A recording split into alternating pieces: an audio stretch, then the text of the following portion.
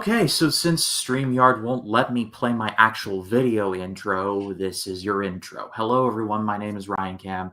I'm here with the other Ryan, and we are here to discuss a little movie called Weapons, which has dominated the discourse. You just cannot escape it, and it is a movie that just I feel like it's already won the weekend. This is like sixth or seventh in a row for WB. They're just having a banner year. And Ryan and I are here to talk about it, what we liked, what we didn't like, and everything in between. Ryan, how are you? I'm doing good, man, and I was so excited when you asked me to come on this show because I don't want to. When I say this, I feel like some people might be like, "Oh, dude, this guy is such a loser. He's just joining the hype train late." But this has been my most hyped film all year since Christmas, since the day it was announced. I could not fucking wait for this film to come out, and it's kind of one of those moments where it feels a little surreal because it's weird seeing everyone talk about Zach Kreger between this film, his Resident Evil remake, and now all of a sudden he's like in the news for like a random DC project that he hasn't pitched to the studio. Like, just a lot of weird things with Zach Kreger going on right now, especially like Yeah. looking back at like Barbarian, because I feel like we're going to talk about that film quite a bit.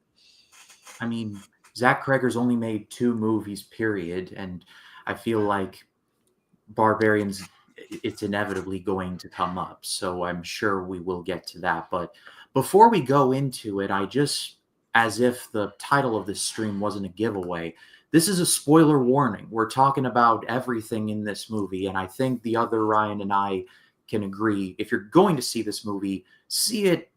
Don't watch a trailer. Don't like even the posters kind of like pushing it. Like you got to do marketing, I get that, but if you're going to see this movie, just go into it blind. Don't know anything about it other than like Julia Garner and Josh Brolin are in it, and that's all you need to know.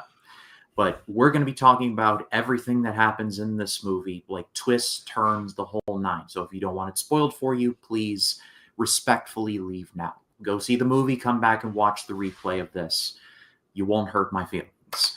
But with the spoiler warning out of the way, I will drop this down and we shall get started. I think just for general thoughts, I really enjoyed this movie. I don't think it's perfect. I have a lot to marinate on because I just saw it last night, so it's fresh in my head and I want to turn it over a little bit more.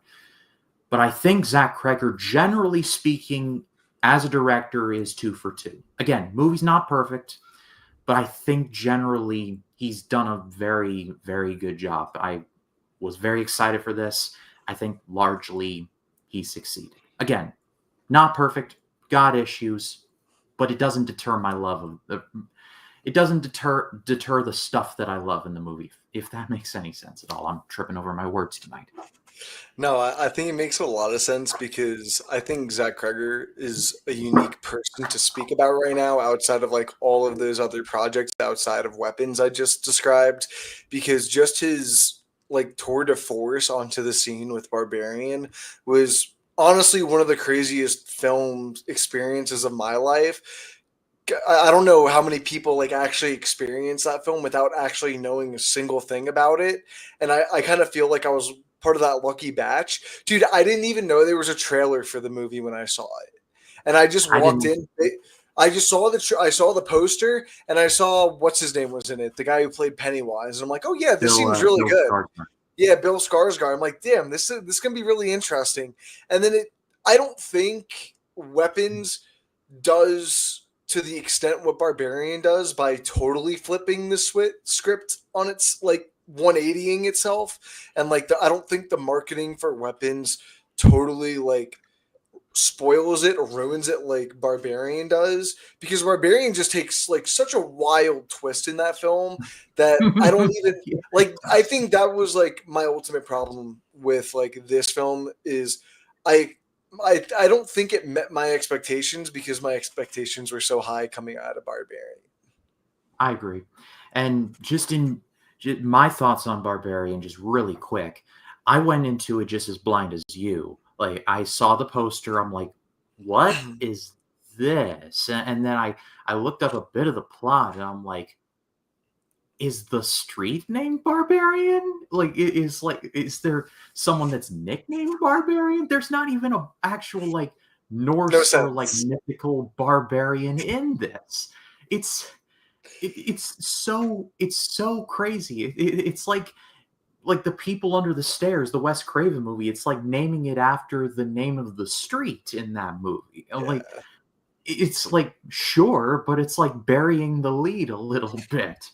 But I remember when that I don't know what to call it, like the when that dweller thing pops up and takes out the main character, and then we smash cut to Justin Long driving on the Pacific Coast Highway. I distinctly remember being like, someone just hit the side of the projector. Like, what movie did we just go back to? And it marries the two, and it turns out fine. But I'll never forget the being like seeing this incredibly scary thing happen, and then all of a sudden you got Justin Long just driving along like seconds before his life is ruined for justifiable reasons. But that's for a Barbarian review at a later date.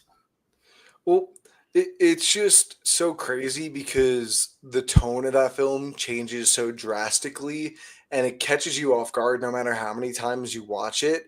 And then you're just sitting there wondering how it's going to lead back into the story.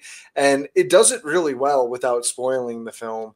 And to kind of lean the conversation back over to weapons, I think when it comes to the story and the structure overall, I think that's where my gripe is because I like everything else around it, but the story and the structure is where I really find myself coming back to.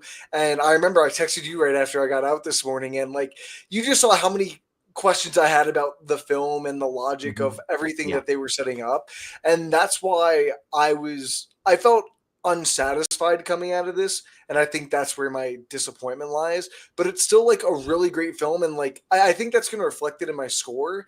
But man, I was just really disappointed. I hate how they got to drop this whole chapter structuring because it totally disrupts structures. It more times than not, it doesn't help the film, and it makes absolutely no fucking sense. Did you happen to see Strange Darling, the JT Mulner movie? No.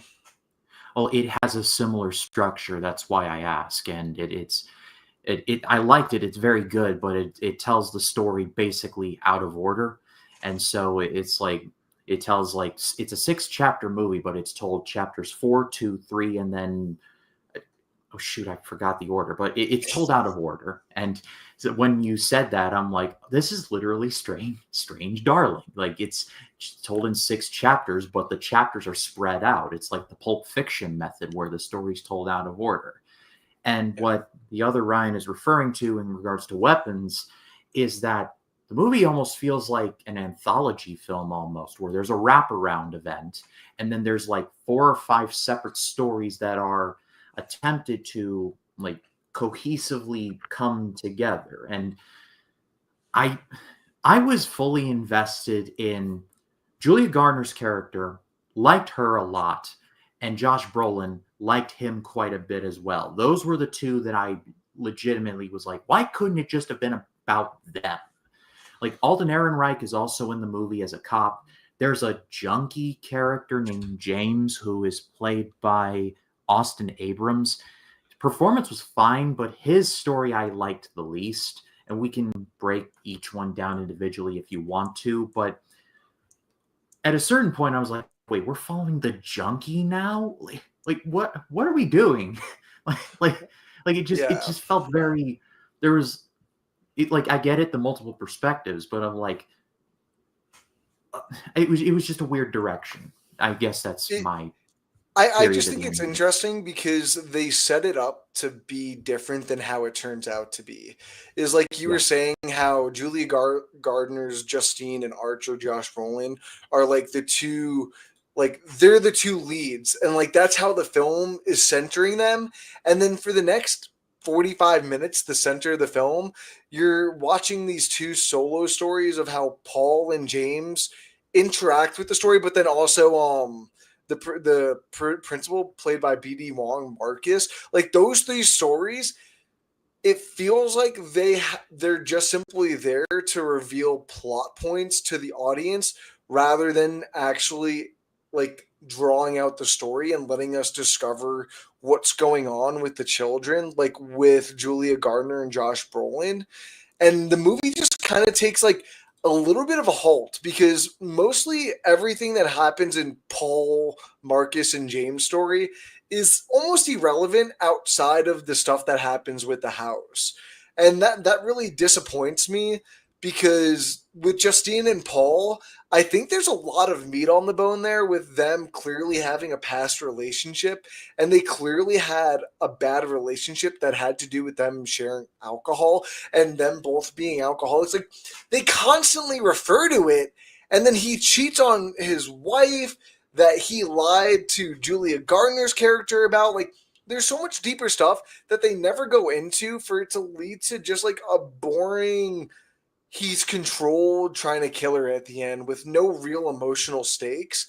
And they waste so much time just following around and just messing with this junkie, where when you go to the junkie story, you're seeing a lot of like those highlighted moments of what you just saw in the previous story with just the house stuff that gives you little bits more detail about what's really going on, where I already feel like they were already intriguing you enough through Julia Gardner and Josh Brolin with the map, and like they're both individual stakes with the children, and then these other two characters really have nothing to do with the children, and the adult characters they do have something to do with, they never dig anything into, and so it's just really jarring by the time you get to like the final climax.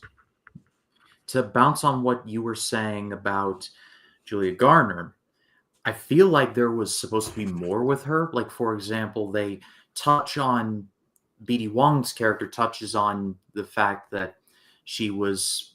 I don't know if it was BD Wong or if it was Josh Brolin. I don't know, but somewhere in the movie there is a plot point dropped where it's learned that Julie Garner's character was like fired from her old job because she got too close to a student, and there was like you were talking about with the alcoholism. I feel like maybe they were setting her up to be some kind of an unreliable narrator. That's the direction I thought they were going in, because at first I'm like, okay, like you're being attacked by this town. I like I'm sympathetic for you in that regard, but you're not exactly a saint yourself. I mean, you're sleeping with a married man and forcing him to buck his sobriety. That's not a good thing. Well, that's the part that confuses me is because her making him break the sobriety is really fucked up. But at the same time, you don't know enough of their relationship to know what she knows. Like, it seems like they haven't been talking for a while. So who's to say she doesn't even know that the dude's just trying to be sober, because he's playing it like super like dark and like he's trying to hide something for some reason. And I don't really understand like that bar scene when they first meet each other after the text message, and he's just like, how are you doing? But he's being really like suspicious about everything he's saying. And then he tells Julia Gardner that him and his wife are having problems. So it's just like she is doing something shitty to sleep with him, but then he's equally doing something as shitty. And it's like, you guys have this right to explore how like alcohol is like what makes them bad for each other, and it leads nowhere. And it's really Mm. frustrating because there's so many of like that type of issue with each of the like individual stories or Not to mention chapters. Paul's character, like he has like this fear of needles, which I feel like it's kind of underplayed. Like he gets his thumb like stuck on a needle, and then like he immediately rushes to like treat it and change his glove and all of that. I was like, was he like an addict once upon a time? Is that why he's afraid of needles now? It's never explained, but I feel like that was potentially something that they never touch on again. And there's there's several examples of that. Like Archer has a wife who he never speaks to except for one scene. Like, enjoy your one scene, Josh Brolin's wife in this movie. So there's these little things that just like as soon as Amy Madigan shows up, it's like, oh, that whole stuff just doesn't matter now. And there's one scene, I think it's when he was laying in his son's bed, that I really liked. Oh no, it wasn't when he was laying in his son's bed. It's like when he's in that dream world or The dream whatever, sequence, and yeah, like I love that. he's talking to like his dead son about like how he feels like he wasn't like loving him enough. Like that was such a good scene. None of that's ever brought up again. Like Yeah, none and of then that. Like it's frustrating. I'm the sorry. scene, no, no, please don't apologize. I get it. The scene ends. The scene ends where he closes his eyes and he opens them up again and he sees Amy Madigan in the bed and he's like, it just like he forces him out of the dream, like the dream's over. And I'm just like, wow, that was actually pretty good. Like that dream sequence is trippy though. You see this big old like AR-15 looking thing with 217 written over the Yeah, top. did you understand that? Because after watching the No. film, after seeing that, I really thought this was going to become like a school shooting film. I really thought You that's where know, this was it's going. it's interesting you mentioned that because another Ryan Hollinger did a video on this and he talked about how Zach Krager was directly asked, "Is this a school shooting metaphor?" And he said, "No, no, it is not." But with that big old gun in the air, you would think that. You'd be right It, to think that. and it's even more confusing once you find out that 217 actually doesn't mean shit in the grand spectrum of things. It's just the time that she coincidentally finished everything and rung the bell, the ants, right? So like they keep putting so much importance to 217 and all the kids, and it does, none of it ever feels relevant in like the middle section of the film. And then once you get back to it, it's just like, oh, okay, yeah, I forgot about the kids almost. A little bit, yeah. It's like 217 is like, oh yeah, that just so happened to be the time that the spell began. Like there was heavy emphasis on it, and you just is like, oh, that was just the time that Amy Madigan was like, "Up, right, shall we begin?" Yep. And then you got like BD Wong's chapter, which is simply just there for the reveal of the Ants character. And that's really what pisses me off because that's what the three middle ones feel before you get to the kid at the end, is they all Hmm. feel like they're just there to get you to like a reveal towards the end of that chapter. That is what is relevant to the first two. But nothing else is ever relevant in those chapters. Yeah, I agree with you there, and I think there's just like I said, I feel like there's like a good like the first half of this movie, and then it's like as soon as the ant character shows up, it's like up down down left right BA start, the game is broken, and it's like another movie starts. And there's and back to the Ryan Hollinger video again, there seems to be like an attempt at a theme of like this is about addiction, specifically alcoholism, and there's several things to denote that this is what it's meant to be, and I get that. I feel like it's just kind of messy getting there, if that makes any sense. Yeah, no, I absolutely agree. It's a bunch of like it's a mixed bag when it comes to like the story and structure. Because like I was telling you before we started, is the thing between this and Barbarian that I feel like is the big difference is this feels like a studio film, and it goes from the cast, who you have in it. The story is way bigger than what Barbarian was, and I think that is what made Barbarian so good. Is it really only focused on two characters in a Mm. small setting, and that's all you really had to focus on. And I think it did a much better job at trying to tell a central theme. And like with Barbarian, like that's why it was so shocking with that first 20-25 minutes.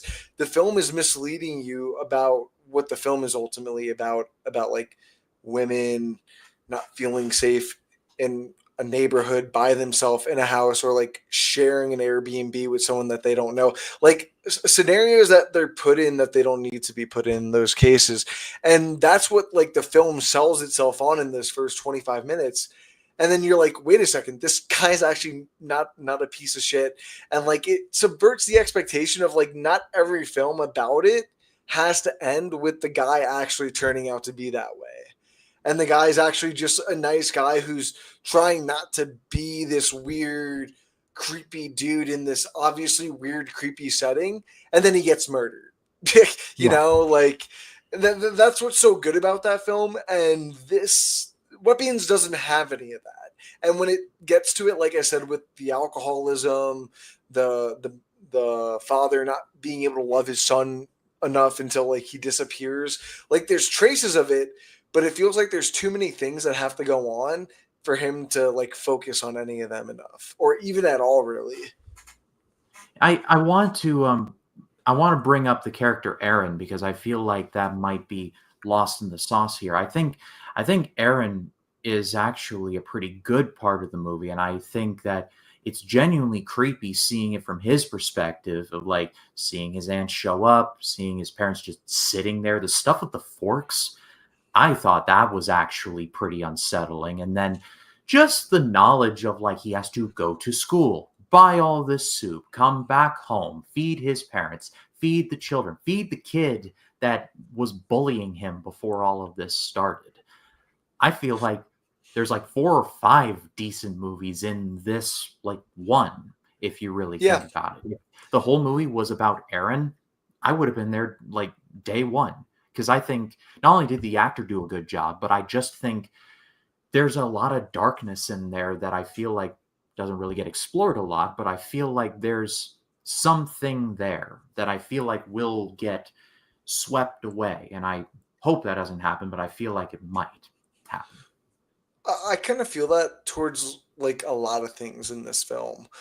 Like in particular with like the whole witchcraft element of this and like the occult stuff. Like it didn't work for me per se, only because they don't try to make you understand what any of it means. And I'm not saying that I want you to make me believe magic's real by making it sound scientific and shit. Like that's not what I'm saying. But the film doesn't feel like it sticks to its own logic and kind of switches things around based off how it wants the story to play out. Like in particular, like you were mentioning how the kid had to go into his school and take like an item from each kid back home for the aunt to like use for the spell. But Hmm. he winds up taking like all of their nameplates, which isn't Yeah, like actually any of their items, and it just magically works. Meanwhile, for every other victim, she has to like cut their hair and wrap it around a stick. And you see the yeah, kid do it later to stop his aunt. So yeah. when that happens, I'm like, what? That part was weird because I was like, yeah, it's their name tag, and I'm sure their fingerprints are on it, but they're literally like a minute before is like, there's that kid's slinky, there's that kid's pencil holder, like some of these items just randomly get stolen and no one knows why. It is like you plant that seed, and then Nope. later on you realize, oh, it was Aaron the whole time doing the bidding for his aunt. You could do that whole plant payoff thing. Yeah, I agree. And there's like a lot of those moments that they're there, but because they're trying to do so much, they just kind of feel like they're just like forgotten in the wind almost. And that's why I find it kind of frustrating from a story and structure standpoint. Because like especially at the end when the kid finally like takes his, which he also uses the aunt's like hair, which is one of her items, which is contradicts what the aunt did with the children. And then once he ties it around, help me try to make understanding of this, but like he pulls it, but like some of them only attack the aunt, like only the kids attack, but then the adults don't. And then for some reason, after the aunt dies, Josh Brolin is the only one to like get out of like the mind control thing. But yet Yeah, some kids can like wind up talking in a year, some are in coma. Like none of it really makes sense by the end. And I'm really like, what the fuck is going on? I mean that whole ending is wild, and we'll get to that. But I do, I want like to say that I did like the movie generally. Like it's just these little things that add up one to one, and that's just my stance on it. Just as a positive, I liked how lived in the town felt. Like I loved how it's a small town in like heartland of America, nowhere. Like it's called Maybrook, but it feels like the town feels lived in. It feels very much like you could drive through a town like this. I liked that. I liked the spirit of that. Zach Krager, take a walk with me on this, but I feel like he's bringing back the haunted house genre of horror. Because think about it, like a haunted house, you think of being like dark windows and ghosts and all of that, and that is a haunted house. But between Barbarian and this, he's kind of reinventing the haunted house genre a little bit. Like they're houses like a normal house you would imagine, but they're haunted, but in different ways. I don't know. I could be way off base with that, but when I was out today and I was running and I was thinking about this, I'm like, Zach Krager is secretly making haunted house movies and no one's noticing, maybe except for me. No, you make a good point because Barbarian's very much like a fear of the basement. Like you don't want to go in the basement when it's dark. You don't know what's down there, even though you do as a kid. Like, you know what I mean? Yeah. Like I think just that basic fundamental fear is what drives that film.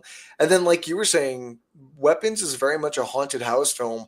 Like throughout the movie, whenever they were just casually looking at the house, like the door would just open. Like there was times where I'm like, is someone opening the door? Is it like a haunted spirit? Until like they reveal at the end that it was the parents, like when the kid would come home. But like the way it was framed was very sinister. Like when what's her name? When Justine like goes to the kid's house for the first time and like peeks in, Yeah. and the parents are just sitting there, like it feels very haunted.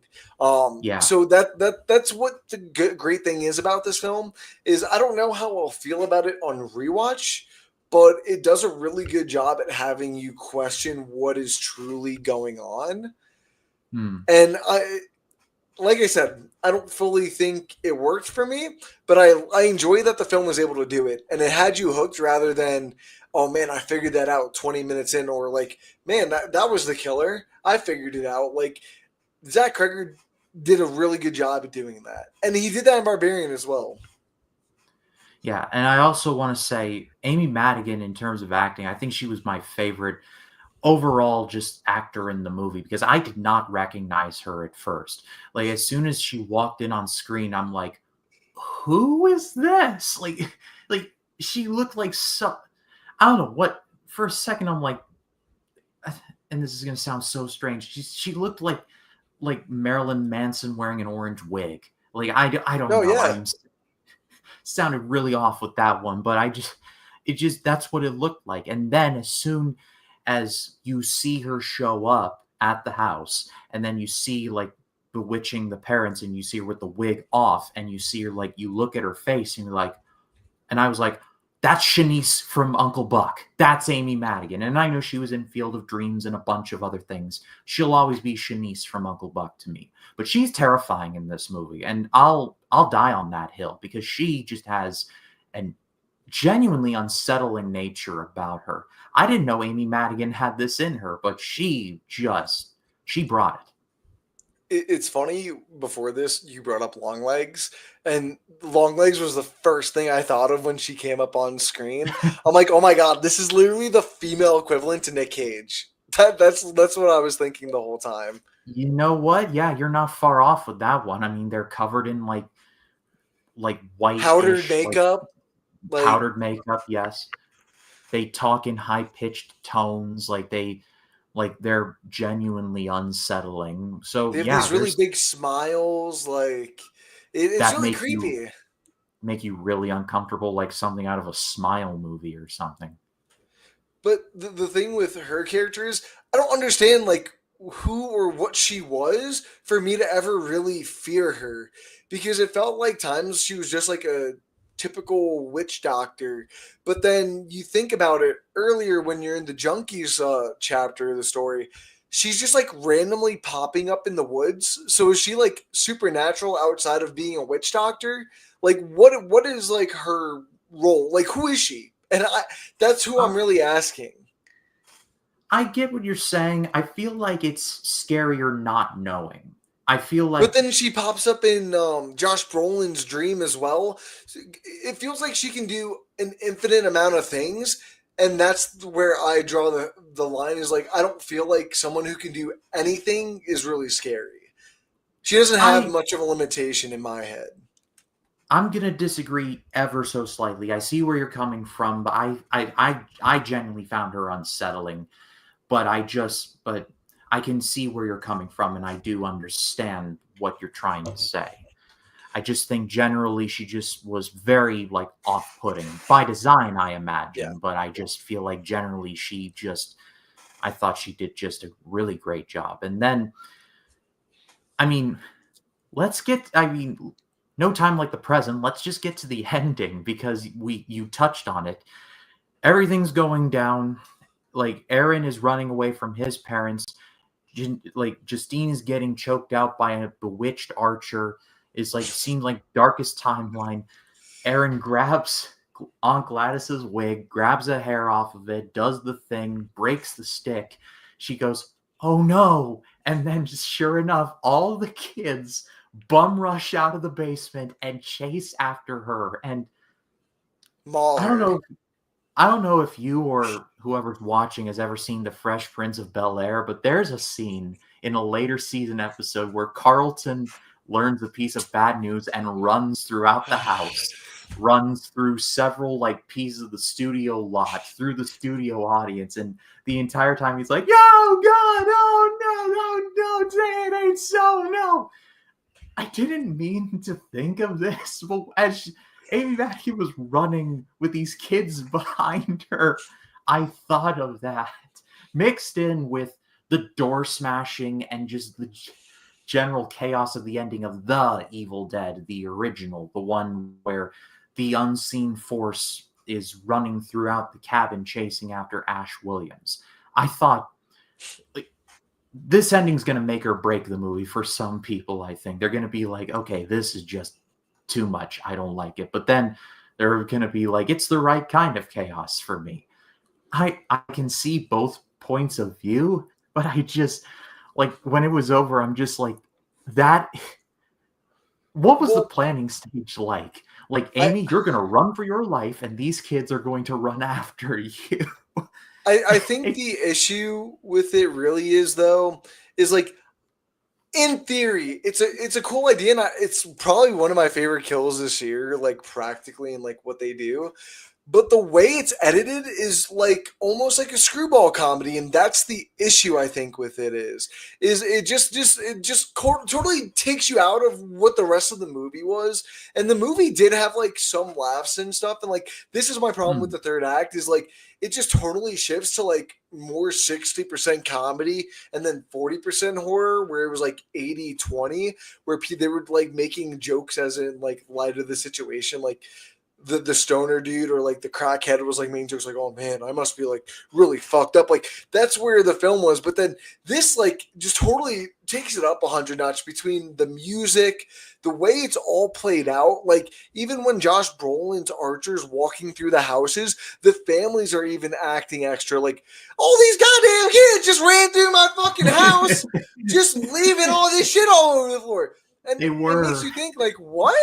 Like why did this film decide to play it so tonally different from what the rest of the film was playing? And I think that's the issue for me, is I liked it as a concept. I thought like it could have worked as like, wow, bro, that's really creepy just seeing all the kids just like in a horde like this chasing after her. But between the music, all the people they're interacting with, and the fact that they're running through the houses, it goes on. It That goes on so long to a point where it kind of feels like a skit, that right? that was so funny to me, like going through the houses. I was just sitting there like, I know this is a small town, but does anyone lock their doors in this town? Like, no Well, wonder they don't need to 17 lock kids. doors. Everyone's got super fucking strength once they're under the voodoo, bro. These kids are Oh, like well, fucking yeah. the Hulk, bro. They're running through doors and shit, no problem, not a cut on their body, bro. I don't want to The, fuck with them. the only thing missing from that was the Benny Hill music. Uh, I was playing it in my head. I was playing it in my head. It was just too ridiculous from what the rest of the film was. That's why, like, I don't think it was like too crazy where it makes or break the film. I don't really think it's like so far end, but like tonally, it's just kind of jarring. You're like, what? Yeah, and The thing about Barbarian is that there's comedy in that movie too, like you mentioned. Like I'll never forget, like I laughed at the moment where Justin Long sees the bloody bed in the basement, and then it smash cuts to can you add basement to square feet in Zill. I laughed at that. Like that's the But funniest part of the movie to me. I think it's funny because it fits his character. Like another Yeah. good moment in Weapons that I can think of that has like that same issue is like what 10 minutes before when Archer's fighting the drug addict, not the drug addict, is it Joe? Who which one does Archer fight? Whichever Uh one Archer fights, they do like this oh another skit moment where for like 10 minutes, not 10 minutes, I'm over exaggerating, but like for 5 minutes, he's just like tossing him around the room and then he'll stop, go try to do something else, but then the crackhead will come back. And it goes on for like another overly long amount of time. And it's played off where he's just like, will you just stop? What does it take to kill you? How many more times do I have to just like beat you in the face? How many times do I have to throw you across the room? Like, it's it's like those Monty moments Python where and the Holy Grail, 'tis but a it, scratch. exactly, but like that's not what any of these characters were ever like set up to do. Like at least Justin No. Long, like he's a piece of shit because he's always trying to do what's ever in best interest for him. And so that what he was doing fits his character. Nothing of what anyone does in this film that is funny or like really anything that happens towards the end fits to what they set up in the beginning. And that's why I scratched my head a lot. Yeah, it's an ending that just I feel like it's going to be very polarizing. There are some that are going to like it and others that are just going to think it just killed the movie. And I won't go quite that far, but it just like it just for me it's the like to your point, it's the tone shift. Like I've talked about tone shifts in other reviews I've done on this channel and how I'm like that's just wild. Like why did they do that? But here it's like it's one moment, but it's like it's at the very end where Amy Madigan's been built up, built up, built up, and then all it takes is just a thing of her off her wig and a stick, and then it's like you got the entire like you got the Spanish Inquisition after you. It just it's an interesting decision. It, it's questionable. More like I want to know what like the breakdown of all this was, like how it was pitched, because I'm sure you heard this story about how like apparently Jordan Peele's Monkey Paw like passed on this script or didn't offer a huge amount of money, and apparently once Mhm. it sold, Jordan Peele just fired those people because he was like, how could you let this script go? And like, Yeah. I'm not sitting here like saying I could like be the best scriptwriter or a better scriptwriter. I can't be a scriptwriter for shit. But like, I seriously like sat here and questioned like, Jordan, this is the script that you were like willing to die on a hill. Where I feel like the way people are reacting to this film is how I think they should have been reacting to Barbarian.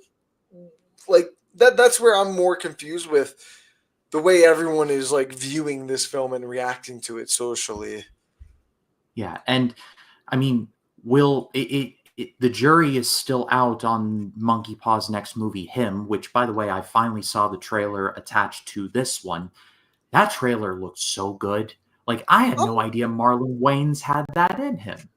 I'm mixed on it. Marlon Wayans is the more interesting aspect, but ironically enough, I didn't realize the dude from the new I Know What You Did Last Summer was the lead guy in it until I saw I Know What You Did Last Summer. Well, And I well, hated him, and I Know What You Did Last Summer, and that instantly brought my interest down for the film because I'm uh, hoping it'll be like a horror story about not CTE because that's fucking Antonio Brown, but CTE as like a whole. Because I was thinking like CTESPN. Do you know about that whole joke account that he runs? Do you know who Antonio yes, Brown is? Okay, yeah, like I'm that's what I aware. was thinking Yeah. when I was thinking about it in my head. But I'm hoping like they could actually do something useful by telling a story about CTE and like maybe Hmm. making like a genuine horror story out of it, but making it realistic. I just don't know. Like I feel like it might just be one of those films where, oh my god, this is the next best thing because of everyone who's a part of it. You know, that's what I'm Yeah, afraid of. I get what you're saying. thought it looked relative. I thought it looked pretty unsettling myself. I mean, I think it kind of like I said, I didn't know Wayans had that in them, but that's it. It just it remains to be seen because I feel like the trailer may have given away a bit too much. Like with, I mean, literally the ending is Yeah. like it is the main character like doing the pose over a pentagram. I'm Yeah. like the Jordan Peele School of Subtlety, ladies and gentlemen. And the thing is I feel like a lot of people feel like Jordan Peele had something to do with that film when he did absolutely nothing with it. He just bought He the rights just for it signed for the check. distribution. Yeah, He that's it. signed.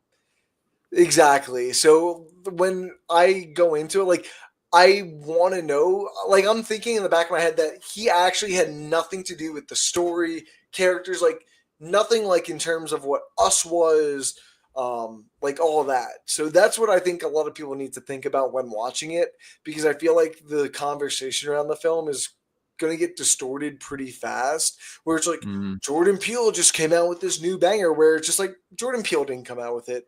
One monkey no, paw just help give it marketing and publicity. it's like Really, saying that new Candyman movie we got a few years ago was directed by Jordan Peele. No, he just that's produced what it. happened. That's what happened. People were saying, "Oh, Jordan Peele," when like, no, bro, that's Nia DaCosta's film. As much as Yeah, I didn't like that film, like, don't give Jordan Peele like all this big glory. But bro, he did exactly what he needed to with those other films. But that's Nia DaCosta's film at the end of the day, you know. yeah. I So have not I just seen hope it. the conversation doesn't get diluted. Well, I'd like to bring you back on for him when we both see it, if that's okay. I love to, man, bro. I love horror, and I think that's the thing with weapons is that horror's just been winning for Yeah, this year, last year, for the past few years. We got Shelby Oaks soon coming out. Whenever I can't remember if that's this year or next year. Um, but like weapons is still like it's great to see an mm. original horror film. Like I love it. I couldn't agree with you more. I feel like we're in a like the 2020s have been a subtly good decade for horror. Like we're getting horror from all over the place. Like big studios, like Neon's popping off, A24, like it's just coming from everywhere. And I feel, I mean, quality aside, if you're a horror fan like the two of us, then you know we're just in the land of milk and honey right now. Yeah, no, I absolutely agree. And like, even look at DC. Like, I know it's not like their first three, but Clayface, that's going to be a primary horror film. Swamp Thing, like, these are going to be horror films that they're prioritizing right now early on, like, when they still have to make a Batman movie. Like, that's weird to me. I'm not saying that as a bad thing, but like, I think that should tell you where horror as a genre is right now.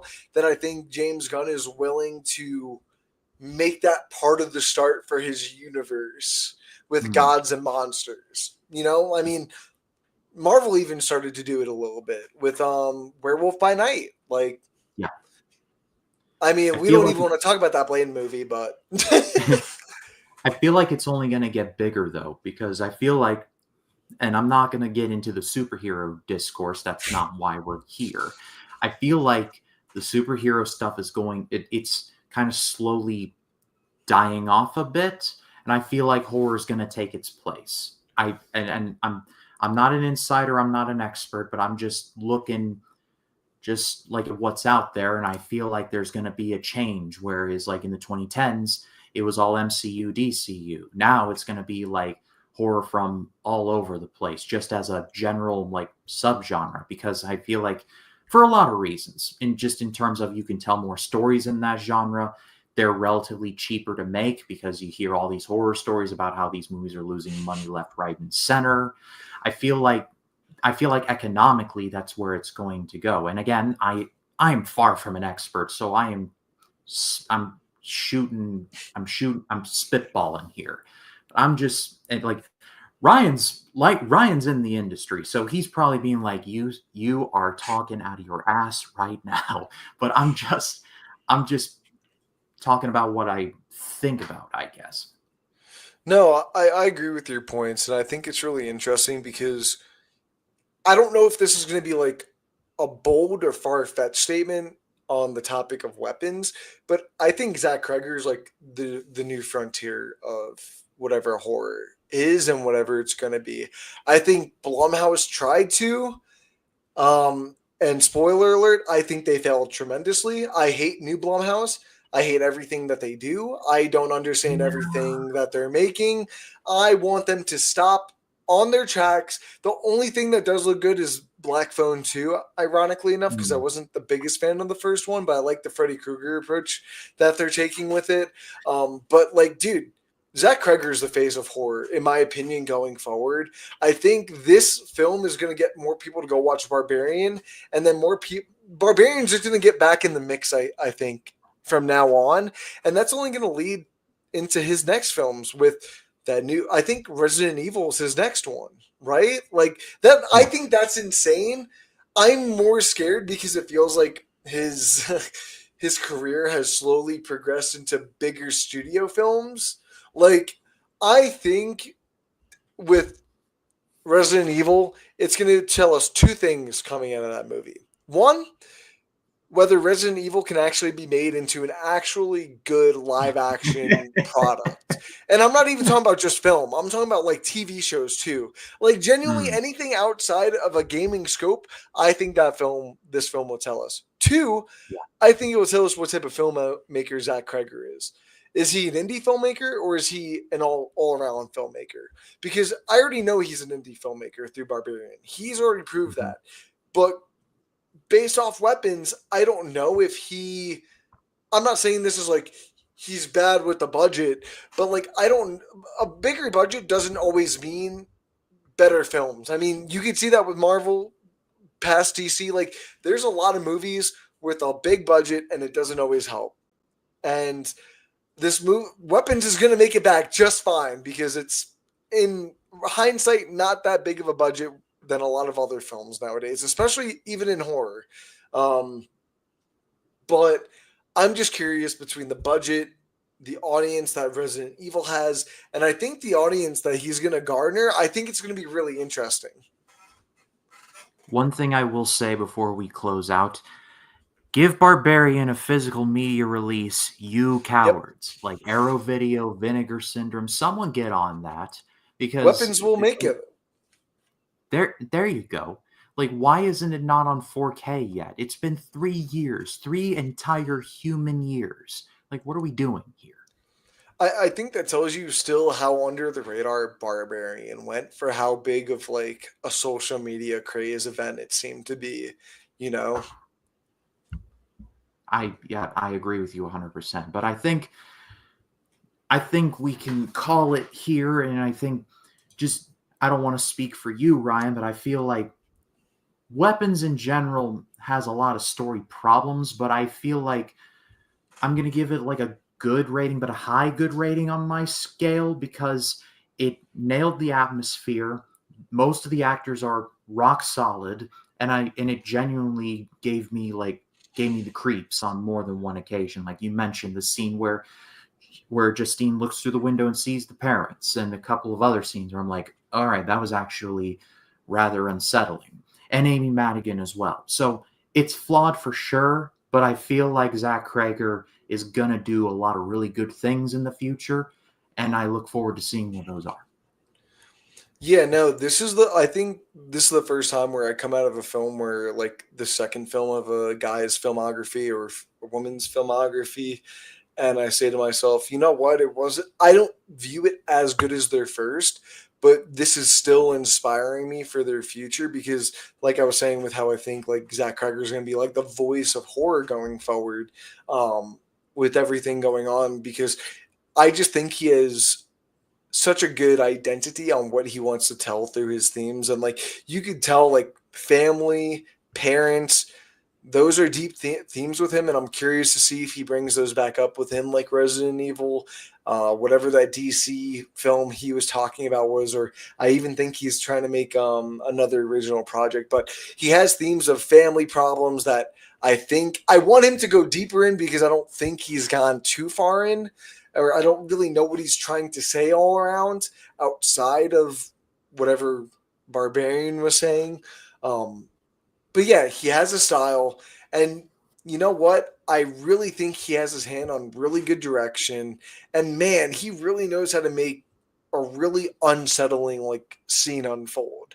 Like when Julia Gardner first pops up to the house for the first time and she falls asleep, and the camera, like he does these really good things where it takes you from the character's perspective and then takes Mm, you away from it and makes you fear for them. Like you just want to shake them by having the mother come out from the doorway.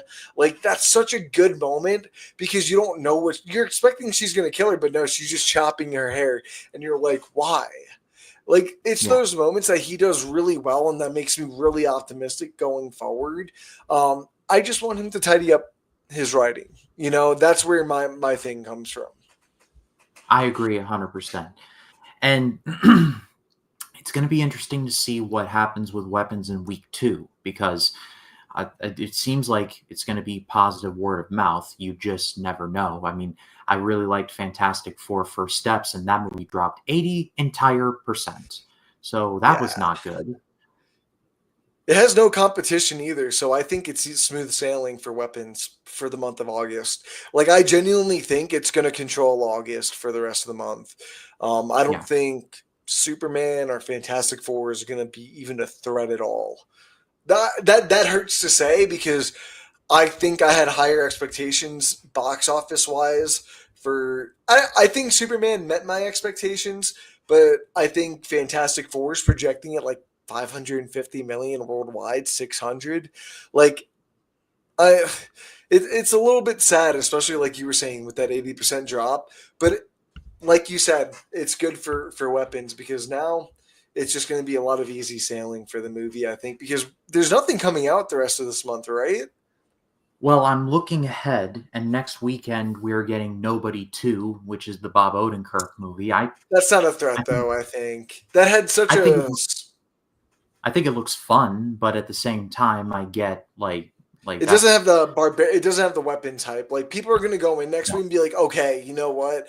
People have still been talking about this movie for a week. Like, bro, does anyone even remember that Freakier Friday came out this weekend? Because I don't. it was news to me when I saw the poster. Like It was and news to me when I walked past the poster going to the theater this morning. like I haven't seen the original Freaky Friday, No so I way. have no nostalgia for it. No way, brother. I can't believe you just said that. That's Like I disappointing. didn't I've never seen it, so I I've I there's a have part of me that nostalgia for wants it and to. I don't even care that much. Like that should tell you. You know, I grew Okay. up watching that movie and just I don't care about it. And the fact that like they didn't even promote it tells me they don't care about it. And the only and well, at least for me locally, the only thing other than Nobody 2 that I can see is that, and this could change, but as I'm sitting here, we're getting a release of Shin Godzilla, so that's really cool. But That again, might be the only threat. You know? that's a re-release, and those normally just they normally don't do much. That's what I'm saying. I really think I don't know why more people don't put like horror films right at this time because I feel like every time a horror films are released around August 8th, there's not been many films coming out after, and it's usually just had pretty easy sailing in terms of box office. Like I think this film's gonna make over 100 million easy. Like between this and Final Destination, man, fucking Warner Brothers is chomping up right now. They're gobbling Yeah, it up. definitely 100%. But I pass it off to all of you. What did you think of Weapons? Let us know in the replay in the comments. We'd love to read what you have to say. And Ryan, Ryan, thank you so much for joining me. It was really fun talking about this movie with you. Your link tree is down below. Do you have anything coming up? No, me and my buddy, we just talked about the Naked Gun, the original for the first time, in honor of the new reboot, legacy sequel, whatever you want to call it, coming out with Liam Neeson, which I haven't seen yet, but I really want to pretty soon. Um, but yeah, it's called the $2 Film Club if you guys want to go check that out. But other than that, I'm just chilling, man. I'm just chilling.